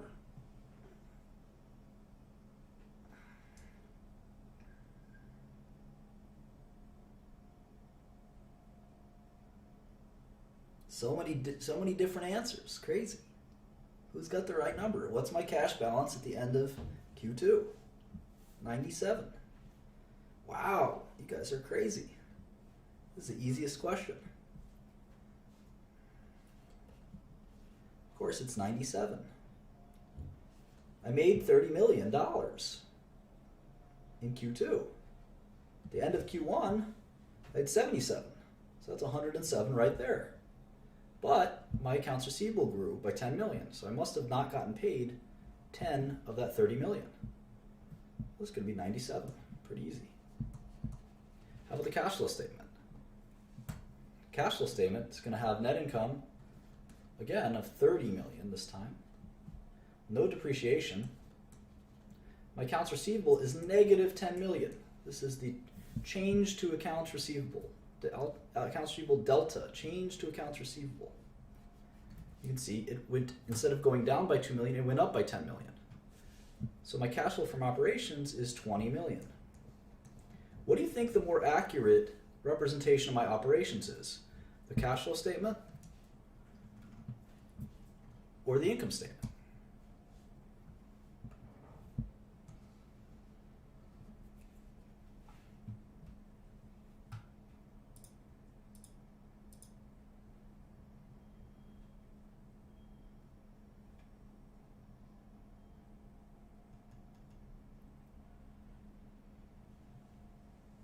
It's the income statement. It's the income statement. Because the cash flow statement is going to be swung by this accounts receivable. My customers, they have very different ordering and payment patterns. This happens a lot. In the summer, they take on a lot of debt. By the fall, they've paid me back. It's pretty normal. This is a good, accurate representation. I make 50 million a quarter, 60 million a quarter. These are my profits. Whether people pay me back right now or later, it doesn't make a difference. It doesn't make a difference. This is what I care about. These kind of normal swings, like for instance, another one is accounts payable. Let's say my lemonade stand people, they said, you know, we're going to order extra supplies, and my accounts payable balance goes from 5 million to 15 million back to 5 million. Well, I just made $10 million because I used all my supplies and I paid for them in Q2. I don't have to pay for them in Q3 or Q2, excuse me. I used them in Q1. But I didn't make $10 million. I just didn't spend $10 million this quarter. So this can swing a lot. This is what we call working capital. I think some of you know this. Working capital. It's normal for businesses to have changes in working capital. Accounts receivable, accounts payable, inventories. This stuff is going to swing a lot. There's a reason we like to look at the income statement, because even though it's not based on cash, it gives us a sense of the actual business. The actual business. Now, of course, the cash flow statement's there for a reason. It's not an accident. We look at the cash flow statement, it's still important. It's still important. But that's how we think about working capital. So let's look at this. Same thing with AT&T. In fact, they gave up a lot of receivables. Their receivables went up this quarter, 739 million. That doesn't mean that they made or lost 739 million. It just means the receivables, the amount of money that people owe them, went up a little bit. Accounts payable went down a lot, 1.8 billion. But it's all kind of working capital. It's not called CapEx. CapEx is a little different. We're going to get to CapEx in a second. So cash flow from operations was 6.7 billion. There must be something wrong here. There must be something wrong here. Your brain should not like this. There should be some dissonance, because you'd say, hold on, the income statement, two different income statements, our income statement and the company's reported income statement are both roughly $3.2 billion. So we have two sources telling us AT&T made about $3.2 billion. Okay, fine. And we're going to use that to calculate discount rates and all that stuff. But then they're telling us that they actually generated $7 billion in cash. What happened? Why are we even looking at this income statement if it's so off? How is this possible? Well, the answer, there's three parts to the cash flow statement. There's CFFO, CFFI, and CFFF. And this is pretty complicated. And that's why we save the cash flow statement for these advanced lessons, slightly more advanced lessons. The reason's complicated. Obviously, the biggest correction in all of this is the depreciation and amortization. There's so much depreciation and amortization that the cash flow is actually way above, way above net income. If we add it up, we sum all this up, we can see why. What does that mean? What are we depreciating exactly? What the heck is depreciation? Let's find out. Never say depreciation, by the way. It's depreciation. Depreciation and amortization. What's the difference? First of all, does anyone know what the difference between these two things is? They're both write-off methods. Both writing off methods. Writing off. Or we call that expensing methods. What's the difference between these things? Expensing.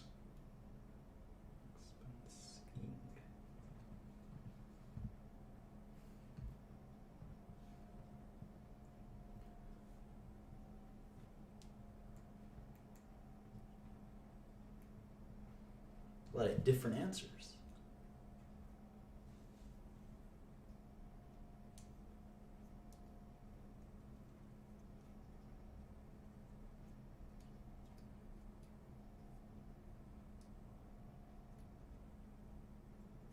Yeah, a good way to look at it is depreciation is how we expense tangible assets or property, plant, and equipment. And amortization is how we expense intangibles. That's a good way to think of it. Now, what's a property, plant, or equipment? As a refresher, it's any expense which has a useful life greater than 1 year. And the rule on any expense like this is we're not going to include it in the balance sheet, in the income statement.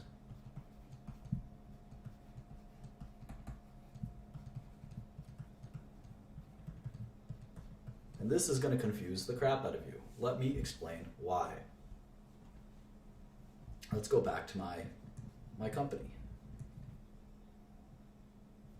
It's not only a lemonade stand. We also do various things. We dance on the subway. What do they call that? Showtime.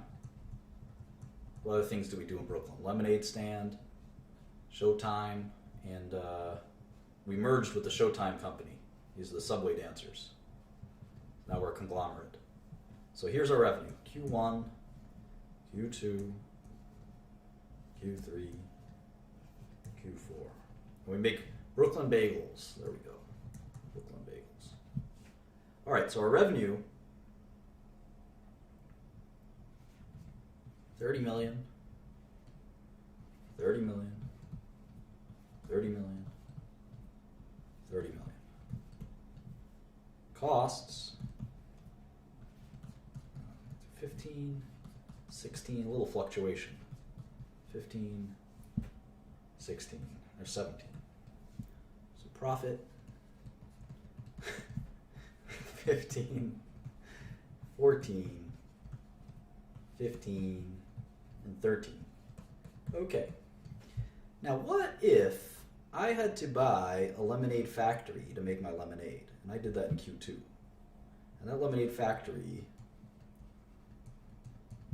cost me $50 million.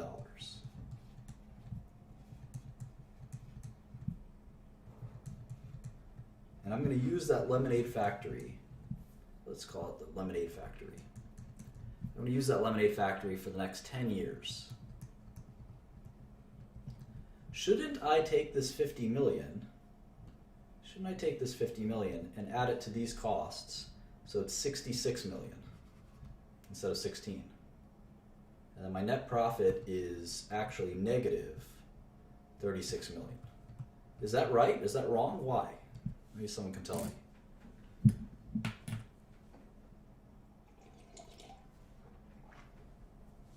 Oh, we got some smarties here.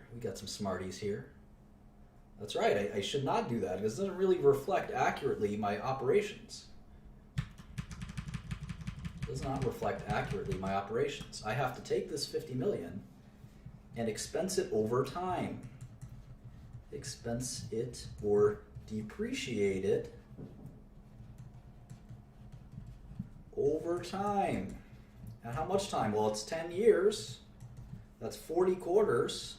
So 50 million divided by 40 quarters is $1,250,000 a quarter. So it should go in here. It should go in here. This should be 16.5. This should be 18.5, etc.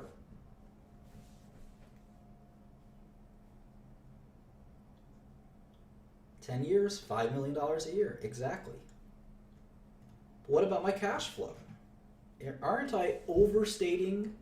I'm overstating my cash flow in this quarter, and I'm understating it every quarter from here on out. I'm massive overstating it here, right? Because I'm not making 14 million this quarter, I'm losing 36 million. But then every quarter from here, there's a slight understatement. You might say, well, why is this? Why am I looking at this sort of manipulated income statement that doesn't tell me the truth? Well, it's a little bit of both. It's a little bit of both. I've got a statement that kind of tells me what my operating business looks like. Then I got the cash flow statement that's going to tell me, cash, it's going to say net income. What was my net income in Q2? 14 million. What was my depreciation and amortization? 0, because I bought on the last day of the quarter. What was my CapEx? Capital expenditures on property, plant, and equipment. 50 million. Negative 50 million. So my cash flow from operations was actually 14 million. Cash flow from operations, assuming all my working capital, my accounts receivables, my inventories, those all balanced out.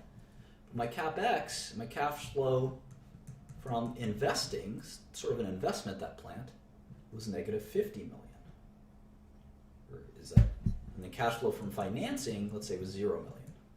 So my total cash flow was negative 36 million. And that's why my cash balance went down by negative 36 million. The 14 million I made from my business and 50 million I lost. What about next quarter? The next quarter would say net income of 15 million, depreciation of 1.5. So my actual cash flow from operations was 16.5. Remember, I'm understating it now. I'm telling you that I made 15, but my actual cash flow was 16. So I'm going to give you both statements so you can study what the difference was. My cash flow from investing was 0. I made my big investment last quarter. So my total cash flow was 16.5 million. But my depreciation is 1.5 from here on out. So that's how we do it. So let's look at AT&T's CapEx. How much did they spend on CapEx?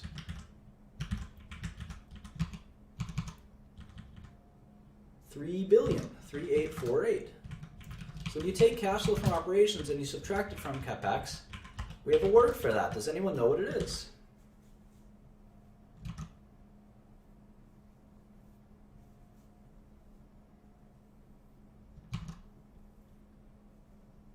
Who's super smart?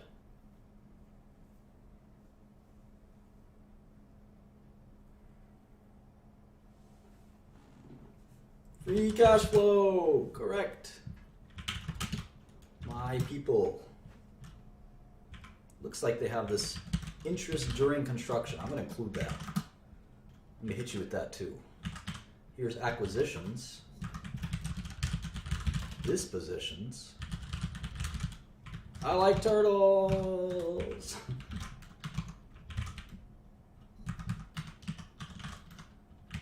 And what's this? Dispositions. That's plus 8. And sale of securities.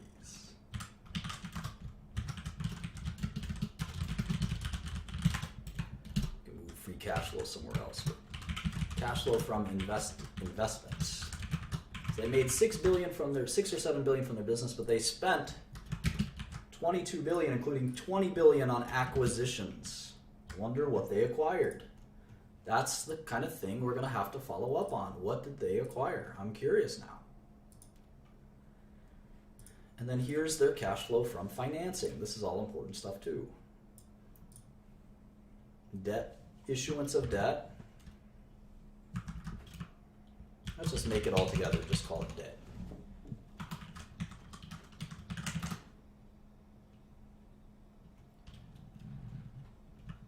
Treasury stock. Dividends paid. They paid a dividend. And other. I wonder what other is. Maybe a buyback? It's bizarre, huh? That's another just extra $3 billion. Don't worry about it. I never like to see that. What is it? Take your word for it. So here's cash flow.